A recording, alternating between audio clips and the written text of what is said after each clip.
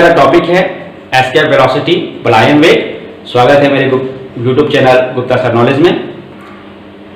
आपने कभी सोचा होगा कि हमारे इस वायुमंडल जो है इतना बढ़िया, हमारे पृथ्वी के चारों तरफ इतना अच्छा वायुमंडल है, इसमें हम सांस लेते हैं, रहते हैं, और इसी अर्थ से ही हमारा अलग हुआ एक उपग्रह चंद्रमा, उस पर वायुमंडल क्यों नहीं रहता है?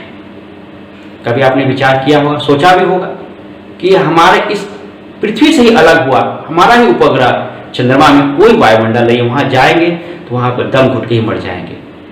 वहां क्यों वायुमंडल क्यों नहीं? वहां पर एटमॉस्फेरिक प्रेशर भी नहीं है, वायुमंडल भी नहीं है, ऐसा क्यों? इस सब चीजों के बारे में हम जानकारी प्राप्त करेंगे। उससे पहले हम एस्केप वेलोसिटी के बारे में जानेंगे। एस्केप वेलोसिटी के को जानने के उपरांत ही आप ये जान पाएंगे कि चंद्रमा में वायुमंडल क्यों नहीं होता है। आइए देखते हैं। हम क्या करते हैं कि अर्थ के इस सरफेस पे खड़े होकर यदि हम कोई पत्थर को एक गति के साथ फेंकते हैं तो ये पत्थर कुछ दूरी तक जाता है, कुछ ऊंचाई तक जाता है, फिर गुरुत्वीय बल के कारण फिर वापस पृथ्वी पे आ जाता है, होता है। फिर हम कुछ ज्यादा स्पीड से फेंकते हैं तो कुछ ज्यादा ऊंचाई तक जाता है, फिर गुरुत्वीय बल के कारण फिर वापस पृथ्वी पे आ जाता है। फिर और कुछ ज्यादा स्पीड से फेंकते हैं तो क्या होता है कि कुछ ज्यादा ऊंचाई तक तो जाता है लेकिन फिर वापस पृथ्वी पर आ जाता है। अब हम बड़े परेशान हो गए। हमने क्या किया कि अब इतनी गति के साथ हमने फेंका, इतनी ताकत लगाया कि वो पत्थर जो है सीधे गुरुत्वीय क्षेत्र से ही बाहर निकल गई। पृथ्वी का गुरुत्वीय क्षेत्र है, इसी गुरुत्वीय क्षेत्र से ये पत्थर जब बाहर निकल जाएगा तब गुरुत्वीय बल इस पत्थर पे कार्य नहीं करेगा और ये पत्थर आपका सीधे स्पेस में चला जाएगा, फिर कभी वापस पृथ्वी पे नहीं आएगा। तो जिस वेग से मैंने इस पत्थर को फेंका था, जिससे ये गुरुत्वीय क्षेत्र से ही बाहर निकल गया पृथ्वी के और वापस पृथ्वी वापस नहीं लौटा, तो उसी वेग को हम कहते हैं पलायन वेग, एस्केप वेलोसिटी। ठीक है, ये होता है आपका एस्केप वेलोसिटी।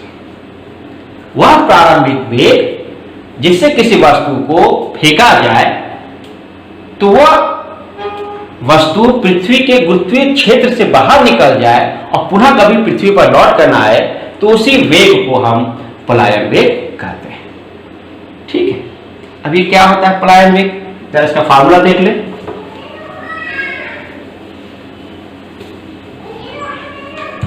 पृथ्वी का जो पलायन वेग होता है, अगर उसको हमें वी कहूं तो ये इसका फार्मूला होता है 2GeRE।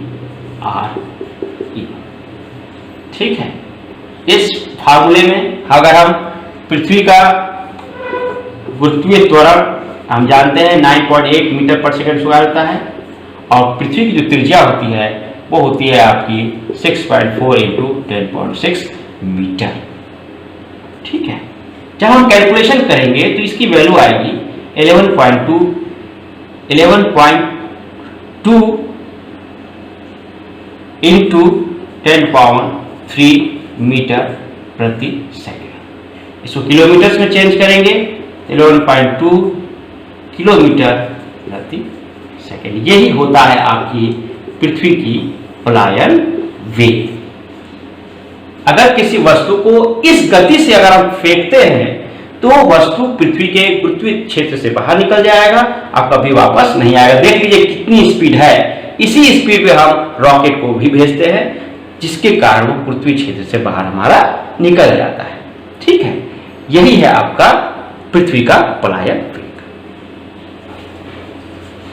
पलायन वेग का फार्मूला था। उसी तरह से हम चंद्रमा का भी पलायन वेग का फार्मूला भी यही होगा 2Gm × Rm। हम आप निकालें कि चंद्रमा का पलायन वेग क्या होगा। वहां से अगर किसी वस्तु को बाहर जाना है तो उसको कितनी वेलोसिटी की आवश्यकता होगी, तो Vm = 2 × Gm। देखिए चंद्रमा का गुरुत्वीय त्वरण कितना है 1.63 मीटर पर सेकंड स्क्वायर और पृथ्वी की जो चंद्रमा की जो त्रिज्या है वो होती है 1.7 × 10⁶ मीटर। जब इसको हम कैलकुलेट करेंगे तो इसका वैल्यू आएगा 2.34 × 10³ मीटर पर सेकेंड। किलोमीटर में होगा ये 2.3 किलोमीटर पर सेकेंड। ये है आपका चंद्रमा का पलायन वेग। ठीक है, अब आपने जाना कि चंद्रमा का पलायन वेग कितना है और पृथ्वी का पलायन वेग कितना है। पृथ्वी का पलायन वेग था आपका 1.2 किलोमीटर पर सेकेंड और चंद्रमा का पलायन वेग था 2.34 किलोमीटर पर सेकेंड। देखिए कितना अंतर हो गया। यह अंतर क्यों आया? यह अंतर इसलिए आया कि वहां पर जो है ये जो चंद्रमा है हमारा, उसकी त्रिज्या बहुत छोटी है और उसका गुरुत्वीय त्वरण भी बहुत कम होता है। इसी वजह से इसकी जो पलायन वेग है वो कम हो जाती है।